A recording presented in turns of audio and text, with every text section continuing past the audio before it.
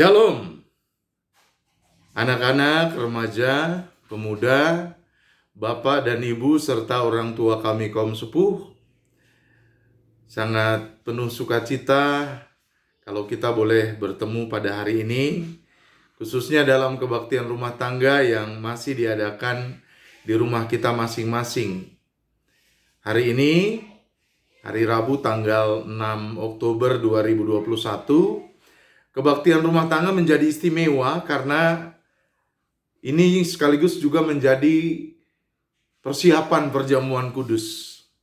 Jadi bagi kita anggota CD Jemaat, mari kita mengikuti perjamuan kudus pada hari Minggu tanggal 10 Oktober 2021 pukul 5 dan pukul 9 pagi di GKP Cikampek. Dilanjutkan pada pukul 4 sore di pos kebaktian GKP Cilamaya. Firman Tuhan yang akan sama-sama kita renungkan, saya akan ajak kita baca dari surat Ibrani, pasalnya yang pertama, ayat pertama sampai ayat keempat. Ibrani pasal pertama, ayat pertama sampai ayat yang keempat. Mari tenang dan berdoa. Kami bersyukur ya Tuhan kepadamu untuk apa yang boleh kami terima dalam hidup kami. Cinta kasih, rahmat, berkat, pemeliharaan yang sempurna, yang semuanya selalu Tuhan hadirkan bagi kami, umat yang dikasihi-Mu. Bapa, saat ini di tengah keluarga kami masing-masing, kami kembali akan menggumuli firman-Mu. Kami rindu dituntun, kami rindu iman kami semakin bertumbuh. Pengenalan kami akan Kristus boleh semakin benar dan semakin bisa terarah sesuai dengan kehendak-Mu. Karenanya Roh Kudus-Mu lah andalan kami. Tuntunlah kami dengan Roh Kudus itu, sehingga kami boleh menerima kebenaran firman-Mu. Boleh membawanya sebagai bekal iman bagi kami menjalani hidup yang penuh pergumulan. Berkata-katalah ya Bapa, kami telah sedia untuk mendengarkannya. Dalam nama Tuhan Yesus kami berdoa. Amin. Ibrani pasalnya yang pertama, ayat pertama sampai ayat yang keempat.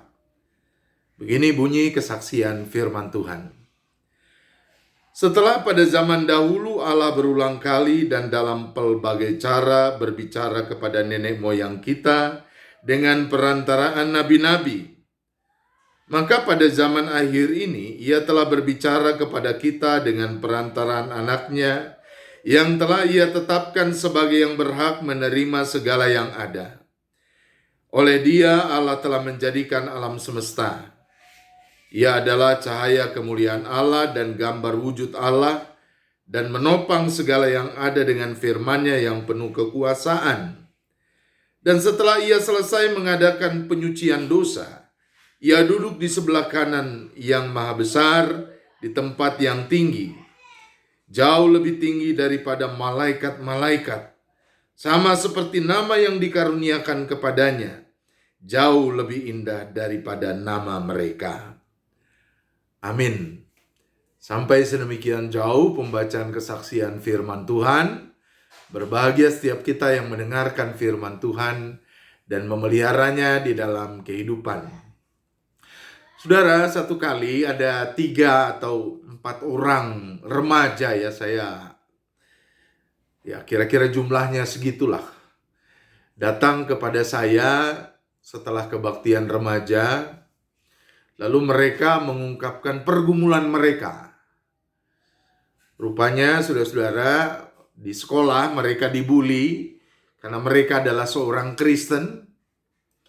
Lalu teman-teman yang membuli mereka itu berkata begini, cobalah tonton videonya Dr. Zakir Naik, katanya. Jangan-jangan kamu juga nanti akan meninggalkan kekristenanmu. Coba saja. Saudara, mereka menonton ini di YouTube video dari orang yang bernama Zakir Naik ini. Yang kita tahu kan, memang adalah seorang penceramah yang pergi ke satu tempat, ke tempat lain, bahkan satu negara ke negara lain. Dan isi ceramahnya menurut saya ya memang sama ya. Dia hendak mengguncang iman kekristenan dengan dalil-dalilnya yang menurut dia mengandung kebenaran karena bersumber dari Alkitab sendiri. Dan itu dia gunakan untuk menjatuhkan argumentasi iman Kristen mengenai Tuhan Yesus Kristus. Jadi anak-anak remaja ini, saudara, datang kepada saya, Pak Pendeta, ini gimana ini penjelasannya? Kok kayaknya apa yang diungkapkan oleh Dr. Zakir Naik ini seperti benar gitu. Kami kok seperti semakin terguncang. Lalu saya tersenyum dan saya coba pelan-pelan menjelaskan kepada mereka. Kan intinya adalah mengenai ketuhanan Yesus. Lalu saya katakan, yang pertama, di dalam kekristenan itu memang tidak pernah dikenal Allah itu tiga. Allah itu satu, saudara. Allah itu Esa. Dari perjanjian lama sampai perjanjian baru kita diajarkan untuk mengakui itu. Tapi Allah yang satu ini adalah Allah yang menghadirkan karyanya dalam tiga bentuk yang sangat ajaib. Yang pertama, Allah yang menciptakan langit dan bumi serta segala isinya, memeliharanya sedemikian rupa.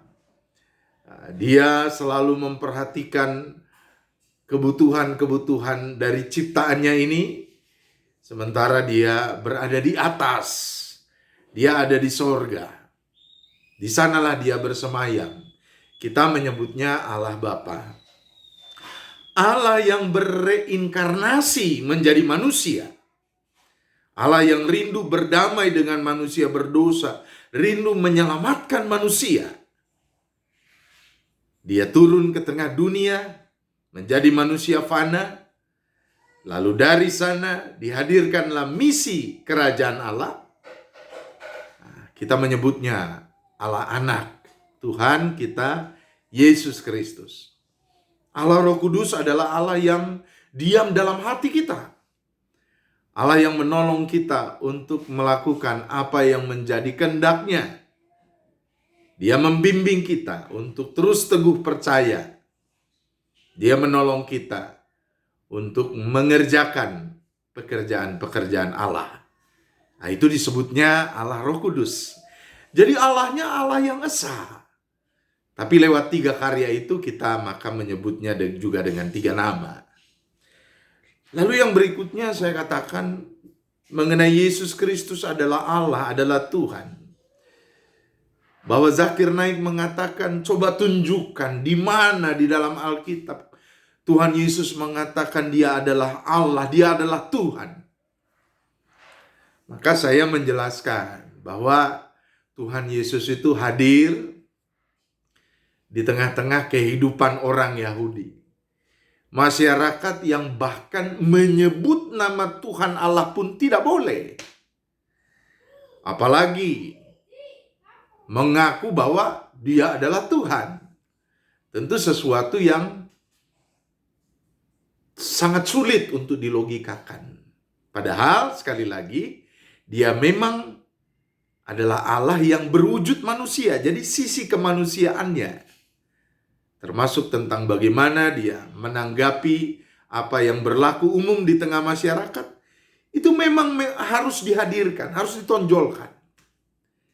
Jadi tidak mungkin Tuhan Yesus mengaku secara langsung bahwa dia adalah Tuhan, dia adalah Allah begitu. Tetapi dari berbagai pernyataan-pernyataannya, termasuk itu juga yang diakui oleh saudara-saudara kita Muslim, sebetulnya Tuhan Yesus sendiri menghadirkan pengakuan bahwa dirinya adalah Tuhan. Contohnya saudara, ada sebutan Al-Nur ya. Umat Muslim itu mengindonesiakannya dengan Sang Cahaya. Nah, di dalam kekristenan kan Tuhan Yesus sendiri berkata bahwa Dia adalah terang, Dia adalah cahaya itu. Lalu kita juga mengetahui bahwa di dalam kehidupan orang-orang Muslim seperti Zakir Naik juga ada sebutan bahwa Allah itu Al-Malak gitu ya. Raja di atas segala raja. Loh, bukankah itu juga yang diakui oleh Tuhan Yesus Kristus? Dia adalah raja di atas segala raja. Lalu yang berikutnya misalnya sebutan Al-Haq ya, kebenaran. Tuhan Yesus sendiri mengatakan bahwa Dialah jalan dan kebenaran dan hidup. Ada sebutan lain mengenai nama Allah di dalam agama Muslim, misalnya Al-Awwal, Al-Akhir gitu ya. Bukankah itu pun disebutkan di dalam Alkitab? Tuhan Yesus sendiri mengatakan Dialah Alfa dan Omega, yang awal dan yang akhir. Nah, ini anak-anak remaja ini mulai menyimak ya, sebagian mencatat gitu ya. Tapi saya ingatkan ya, nggak boleh ya beradu argumentasi secara terbuka dengan teman-teman dari agama lain. Karena seringkali yang ada biasanya debat yang tidak fair gitu. Biarlah ini menjadi argumentasi yang kita pegang dalam diri. Lalu yang ketiga saya katakan, Tuhan Yesus itu adalah Tuhan dan Allah. Kenapa demikian? Karena tidak ada manusia yang rasanya sanggup untuk memikul apa yang dipikul oleh Tuhan Yesus Kristus di kayu salib. Dia tidak berdosa. Dia tidak melakukan kesalahan sekecil apapun. Saudara, kita bisa baca di dalam Alkitab, ada kisah yang lengkap dalam 4 Injil sinoptik mengenai kehidupan Tuhan Yesus Kristus, kira-kira 33,5 tahun perjalanan kehidupannya. Tidak ada dosa yang dilakukannya. Tidak ada kesalahan yang diperbuatnya. Tetapi dia menanggung penderitaan sedemikian rupa. Kalau bukan Tuhan, tidak akan ada yang sanggup untuk melakukan itu. Dan tidak hanya berhenti di sana. Dia bangkit. Dia menang. Dan pada akhirnya dia kembali ke dalam kemuliaannya di sorga. Nah, Bapak, Ibu, dan Saudara, dalam kehidupan kita sebagai anak-anak Tuhan, sebagai gereja Tuhan, tentu pengalaman dari anak-anak remaja tadi adalah pengalaman yang juga sangat mungkin terjadi kepada kita. Kita seringkali ditekan oleh karena iman kita. Kita seringkali mendapat pembedaan. Kita seringkali juga mengalami berbagai hinaan. Kita diasingkan, dibedakan, saudara. Bukan karena kita berbuat salah, tapi karena kita dipandang menjadi pengikut Kristus yang setia. Karenanya banyak orang yang mulai goyah, banyak orang yang bimbang. Nah, itu juga saudara yang terjadi dengan gereja Tuhan di masa awal abad pertama dan kedua, yang menjadi penerima dari surat Ibrani ini. Saudara, mereka kala itu berada dalam situasi bimbang, karena ada ajaran yang mengatakan Yesus itu manusia biasa, dia bukan Tuhan, dia bukan Allah. Ya, agak super memang, karena dia mampu untuk melakukan beberapa karya ajaib, tapi selebihnya dia bisa melakukan dosa juga. Sampai hari ini, saudara-saudara, ajaran seperti itu masih ada dan masih dikembangkan. Konon misalnya Tuhan Yesus itu punya hubungan tertentu, hubungan khusus dengan Maria Magdalena. Makanya sebetulnya Tuhan Yesus itu manusia biasa, punya nafsu, punya rasa cinta kepada lawan jenis begitu. Jadi ingin mengatakan bahwa Tuhan Yesus itu bukanlah Allah. Kalaupun Tuhan Yesus disalib, yang disalib itu sebetulnya bukan Yesus, tetapi orang yang menyerupai Yesus gitu. Cuman orang-orang Kristen bodoh, karenanya percaya begitu saja. Kan kira-kira begitu ajaran yang muncul. Nah, di dalam kebimbangan itulah maka surat Ibrani ini datang dan menguatkan, menegaskan bahwa kita tidak perlu bimbang, kita tidak perlu ragu. Yesus sungguh adalah Tuhan. Kalau dulu Allah berbicara mengenai nabi-nabi, maka sekarang dirinya sendiri. Kalau di dalam perjanjian baru dipakai kata anaknya, Allah yang menjadi manusia. Nah, ini juga saudara-saudara seringkali menjadi cercaan ya. Wah, anak, kalau beranak, Allah beranak, bidannya siapa? Saya kira kita harus memahami ya soal diksi yang dipakai. Tentu disesuaikan dengan apa yang menjadi tradisi masyarakat seperti itu ya. Masyarakat kala itu. Jadi kalau saudara tahu anak kunci, kan bukan berarti juga kuncinya beranak gitu ya. Atau kalau saudara pernah dengar ada istilah anak buah kapal, kan bukan berarti juga kapalnya beranak. Ada arti lain ya. Anak Allah artinya Allah yang menjadi manusia. Ya, karena anak itu seringkali dipakai sebagai simbol untuk menyatakan manusia.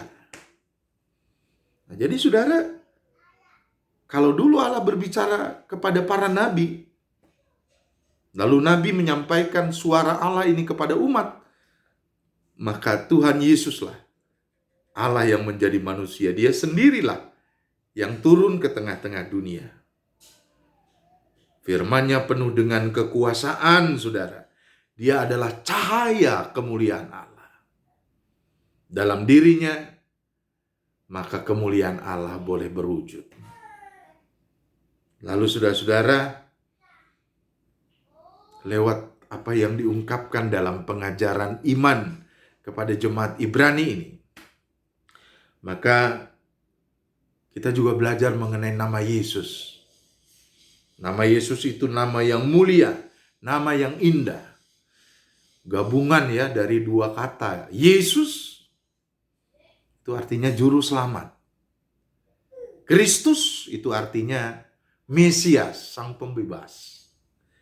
Jadi dari namanya saja memang kita sudah bisa melihat bagaimana Allah menyatakan kemuliaannya. Jadi tetaplah teguh, tetaplah percaya. Sekalipun banyak rupa-rupa angin pengajaran yang menggoyahkan di sekitar kita. Jangan gentar. Tetaplah setia kepada Tuhan Yesus Kristus. Hanya Dia pemilik kasih yang sempurna. Karena pengorbanannya lah kita diselamatkan. Karena cinta kasihnya lah kita dilayakkan. Bukan karena pahala, bukan karena kebaikan kita. Biarlah dalam kesetiaan kita dapat menjadi surat pujian yang terbuka. Sehingga hidup kita pun boleh mencerminkan cinta kasih Kristus itu. Mari kita memenuhi undangan perjamuan kudus Tuhan dengan bersyukur atas cinta kasih-Nya yang begitu besar dalam anugerah keselamatan yang membebaskan kita dari hukuman dosa. Tetap setia, tetap percaya. Hanya Dia satu-satunya yang layak disembah. Tuhan Yesus Kristus, Juru Selamat kita. Amin. Mari kita berdoa. Terima kasih ya Allah untuk firman-Mu yang saat ini kami dengarkan. Biarlah semakin meneguhkan iman percaya kami. Ajar kami ya Bapa, untuk setia percaya, teguh, apapun yang terjadi, untuk senantiasa mengakui bahwa Yesus Kristus Tuhan dan Juru Selamat. Dialah Allah yang menjadi manusia yang berkorban bagi kami, menganugerahkan keselamatan bagi kami. Kami yang hina ini dilayakkan kembali. Terima kasih ya Allah, di dalam nama Tuhan Yesus. Amin.